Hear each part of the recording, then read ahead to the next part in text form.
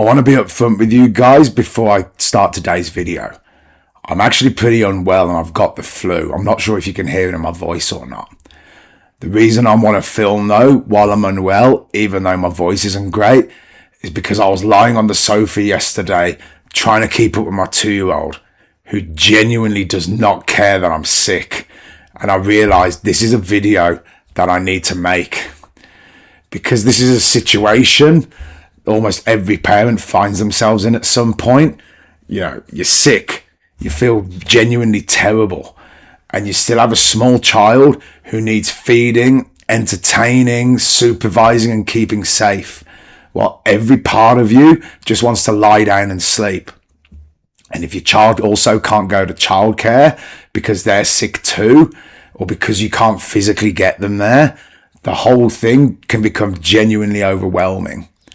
Today, I want to give you an honest, practical picture of how to manage this situation, how to keep your child safe and reasonably happy while you're the one who's unwell, what your actual childcare exclusion obligations are as an Australian parent, and how to give yourself permission just to survive the day without feeling like a terrible parent for doing it. Stay to the end because I've got a free printable sick day survival guide in the description. Everything you need in one place for the next time you guys feel sick. Let's go.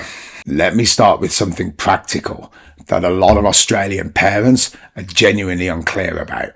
The childcare exclusion rules and what they actually mean for you. Australian childcare centres operate under National Health and Medical Council guidelines for managing infectious conditions in early childhood settings. These guidelines specify minimum exclusion periods for common illnesses. They exist to protect children, educators, and families across the whole centre. The most common exclusion conditions and periods that parents need to know. Gastroenteritis. Your child must be excluded for 24 hours after the last episode of vomiting or diarrhea. Not when they seem better. Not when they ate breakfast. 24 hours after the last episode. Conjunctivitis is a common one. Until the discharge from the eyes has ceased or a medical certificate confirms that it's not infectious. Hand, foot and mouth disease. Until all blisters have dried. This one catches parents out because children often seem completely well, but still have active blisters. A fever. Most centres require children to be fever-free without medication for 24 hours before returning. Check your specific centre's policy, as they do vary. Impetigo, or school sores, until appropriate antibiotic treatment has commenced. But look, the honest message here, when your centre tells you that your child can't come back yet, they're not being difficult.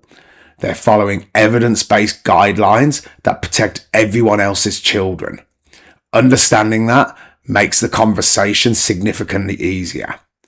If you're ever unsure about exclusion periods for a specific condition, the NHMRC Staying Healthy guidelines are freely available online, and your centre's director should be able to explain their specific policies clearly. Now, let me talk about a situation that nobody really prepares you for when you become a parent. You are sick, not your child, you. And your child still needs care, still needs feeding, still needs supervising, still needs to be kept safe. And the idea of calling in sick from parenting the way you'd call in sick from work simply doesn't exist. This is one of the hardest things about being a parent that doesn't get talked about honestly enough, because the cultural expectation is that you just manage, you push through, you keep going. And the reality is sometimes you genuinely can't do that safely. And that's okay to acknowledge. The first thing I want to say to any parent in this situation is this. Lowering your standards for the day is not failing. It is surviving. And surviving with a small child when you're genuinely unwell is genuinely hard. Give yourself permission to have a survival day. A survival day doesn't need to look like your best parenting. It looks like your child being safe, fed, and loved. Everything else is negotiable. So let me give you a practical setup that actually helps when you're managing a small child who's unwell. First of all, create a safe, contained space. If you have a toddler or a young child, the single most important thing you can do is create a safe, contained space where they can play independently while you rest nearby. A playpen, a gated room, a carefully child-proofed living area. The goal is a space where you can lie on the sofa and genuinely rest while knowing your child cannot do anything dangerous. That peace of mind is not a luxury when you are unwell. It is a safety necessity. Set up that space before you need it, ideally. But if you're already in the thick of a sick day, try and spend 10 minutes now creating the safest possible environment for the next few hours. Alright, next up, screens are not the enemy today. I want to give you explicit permission to use screens today, not as a default parenting strategy, as a sick day tool. Screen time guidelines exist for normal days. This is not a normal day. A toddler watching ABC Kids or their favourite show for longer than usual while you rest on the sofa is not going to cause developmental harm. It is going to allow you to rest enough to keep functioning. There is a meaningful difference between using screens as a parenting shortcut every day and using screens as a genuine safety and survival tool on a sick day. Give yourself permission to use them today without guilt. Alright, then we got the sick activity kit. It's worth having ready before you need it. A small box or a bag of activities your child only gets on sick days or special occasions. New colouring book, a particular puzzle, Play-Doh, sticker books. The novelty of something they don't normally have access to buys you significantly more independent playtime than their usual toys. 30 to 40 minutes of genuinely absorbed play from a toddler is genuinely possible with the right novel activity. Also, keep routines where you can. When you're unwell, it is tempting to let the whole day structure collapse. Meals get skipped, naps get missed, everything gets chaotic. This actually makes the day harder, not easier. Keep the key anchors of the day in place, if you possibly can. Breakfast, lunch, dinner, nap time at the usual time, bedtime routine at the usual time. The predictability of the routine helps your child regulate even when everything else feels different. You don't have to make elaborate meals. Toast can be a meal. A banana can be a meal on these days. Keeping the rhythm matters more than the content. And the final one in this section, ask for help. This is the one that most parents find the hardest. Asking for help can feel like you're admitting failure, like you can't cope, like you're imposing on someone. Here's the honest reframe though. You are not imposing. You are parenting a small child while unwell, which is genuinely hard, and accepting help in that situation is good sense. It's not a weakness. Who can you call? A partner can take over for a few hours. A parent or an in-law who can come and give you a break. A friend who can take your child for a play date. A neighbour who could help with pick up or drop off. One phone call can maybe get you 3 hours of rest that changes everything about your capacity to keep going. Make the call. Now I want to address the situation that creates the most guilt for parents. When your child is sick and can't go to daycare, but you have work obligations that are impossible to step away from. The honest picture first.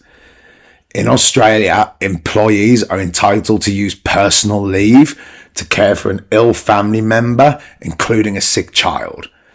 Under the Fair Work Act, this is a legal entitlement, not a favour that your employer grants you. If you're a casual worker, though, this is more complicated because casual employees don't accrue personal leave. The financial pressure of taking an unpaid day is real, and I'm not going to pretend otherwise. What helps, though, in this situation? Talk to your employer early and honestly. Most reasonable employers would rather know immediately that you have a struggling child, and a sick child that you're trying to manage work and all of that simultaneously all day. Explore split arrangements as well where possible. Can your partner take the morning and you take the afternoon? Can grandparents cover part of the day? Half a day of work is better than none. Knowing your centre's sick policy in advance. Some centres have emergency care arrangements or can recommend backup care options for exactly this situation.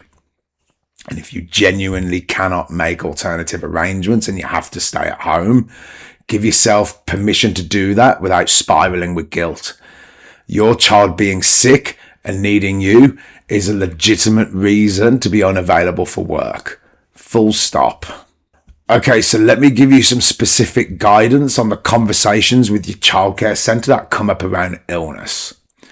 So when you're calling to say that your child is sick, try and call as early as possible. Ideally before the centre opens, if you know overnight, because centres need to manage staffing ratios and early notification genuinely helps them. Also, be specific about symptoms. She vomited twice overnight is more useful than she's not well. Specific symptoms help the centre understand the exclusion period and whether other families need to be notified. Also, ask what the return criteria is for your child's specific symptoms. When can she come back and what does she need to be symptom-free of before returning? Clear expectations prevent the frustration of bringing your child back too early and then being turned away. So when the centre calls you to collect as well, this happens to almost every childcare family at some point. Your child has become unwell during the day and the centre needs you to come and pick them up. Most centres expect collection within 1 hour of the call.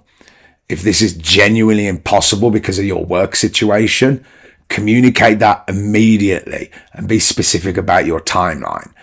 I can be there by 3 p.m. Is that manageable? Is better than silence.